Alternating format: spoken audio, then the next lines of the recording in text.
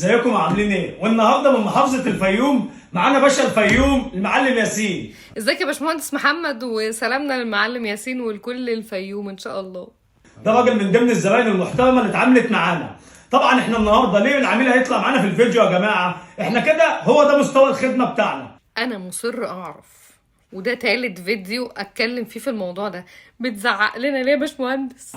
العميل بيجي يجيب الديزاين ويحط الالوان بتاعته اللي هو نفسه فيها، ايا كان الديزاين، من الخامات، من الاخشاب، من الالوان، من المواعيد. كل ما عليك تحلم ونكتب التعاقد، حضرتك تروح واللي ما بيني وما بينك هو ميعاد واحد، ميعاد التسليم. وهنسمع الكلام ده من الاستاذ ياسين وهو يقوله. بص، الاستاذ ياسين دلوقتي لما يتكلم محمد مش هيخليه يكمل كلامه، وهتلاقيه خطفه فجأة في النص. معلش، طول مستوى الخدمه، ميعاد، الديزاينات اللي اخترتها، الوان القماشات، يعني المده كانت تقول كل اللي انا عايزه واللي انا ممليهولك، عامله معاك ازاي، والتعامل باختصار مع الناس. وبيقول له يختصر. يعني كل ده وبيقول له والله العظيم يا محمد الراجل يعني مستحملك، كتر خيره ان هو مستحملك. هو عامة بصراحة الشغل بتاعك الله ينور، مفيش كلام عليه. حد يلحق الاستاذ ياسين مخطوف، تحس ان هو خاطفينه قول كذا. في ميزة بقى كمان، يعني انت بتعملها مش حد كتير بيعملها. في ميزة بقى كمان، يعني انت بتعملها مش حد كتير بيعملها. انت راجل صاحب معرض وصاحب مصنع، وما شاء الله انا شفت شغلك وشفت مكانك، مكان كبير يعني مش مكان قليل. ده بفضل الله علينا يا جماعه. ده صعب يعني مش مكان قليل. ده بفضل الله علينا يا جماعه. ده ان انت تلاقي حد صاحب مكان وصاحب معرض بينزل يفرش لك الشغل بتاعك، او بينزل مع الشغل بتاعك انت. بعيدا بقى عن التهريج اللي احنا بنهرجه، الراجل بجد عنده حق. لو حد صاحب مصنع وفي نفس الوقت عنده محلات، صعب ان هو ياخد باله من المحلات اللي زيه قوي.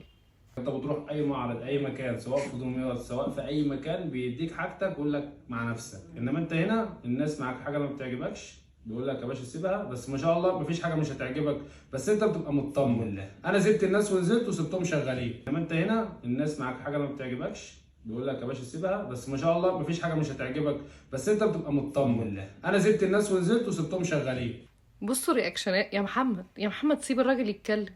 محمد قاعد عايز يعني ينط في الكلام وما يخليش اللي قدامه يفتح بقه.